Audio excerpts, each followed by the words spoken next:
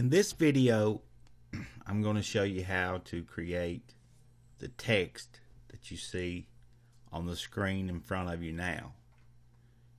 Does it look difficult?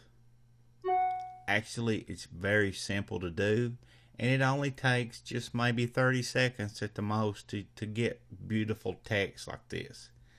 You know, this is another way that you can create beautiful or appealing thumbnails for your viewers, is throw in some of this cool looking text like this to grab their attention.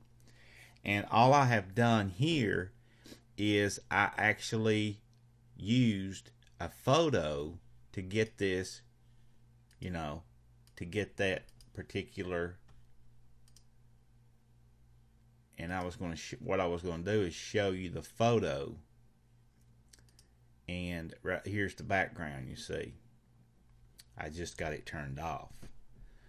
But this is what we ended up with. And if we wanted to now, we could save this, put it on a holiday card, or put it on a thumbnail and use it. And it looks awesome.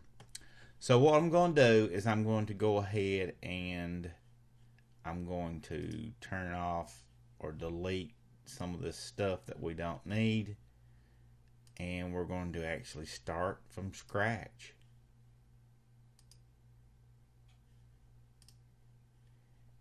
Okay, so I'm going to delete that one, and then from here we're going to start new.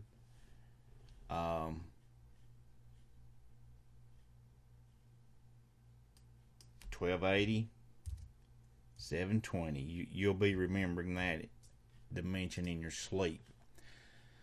So what you need to do first, guys, is just get your size that you want to have your thumbnail. That way it gives you something to work with as far as text. So now from here I'm just going to come in here and type in Happy Holidays, and we'll get the move tool here back. And I'm going to Command T this to make it a much larger. And as you can see now, it's much larger. And when you're using a clipping mask in your text, you always want to use really thick, broad text, or you won't be able to see the photo inside. So for this instance here, you see, I'm going to actually, we'll turn this on black because it's just easier to read. But anyway, now we got to get our image in here. So here's the background that I want to use right here.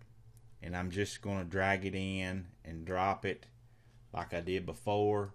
And we can position this once we get everything in sync. So now that you have that on there, you want your image on top. So once you have that done, just put your mouse between the two. Here's the image and the text, and hold down Option Alt and hit click. And that quick and easy, you see that text that you have. Now, another thing you need to do, you need to dress it up just a little bit. We aren't finished yet.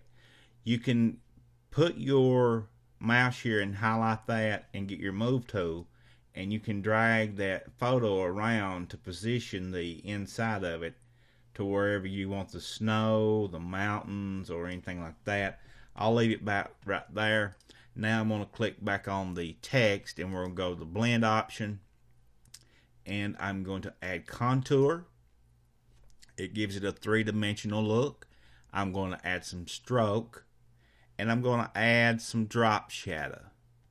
Now when you add your drop shadow, you're probably going to have to change a few things here. Distance, okay, and I'm going to even change the angle because I want it to have an angle from the left, going to the left, okay. And as you can see, there's that distance. You can make it very big if you want, but I prefer like that, and then add a little bit of a spread. And you can even go a bit further if you wanted to add some different contour. You see here, you can just click through these and find one that you like best. That one there looks pretty fair. Okay, we'll leave it like that right there. Let's see what satin adds to it. It's just too dark. But for the most part, guys, right there is the holiday text. Then all you would have to do is just go up here to your file. First, you need to click OK.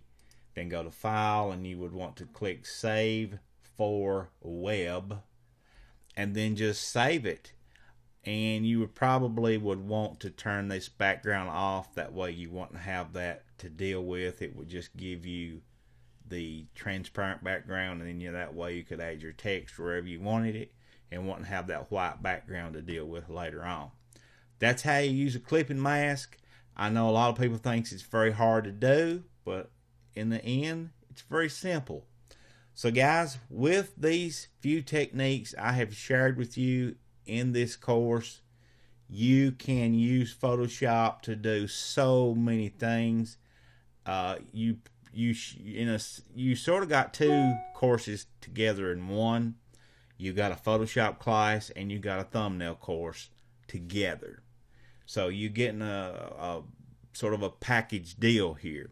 So I hope you enjoyed it. Don't forget to leave that review. It really helps me. Thanks for everything that you've done.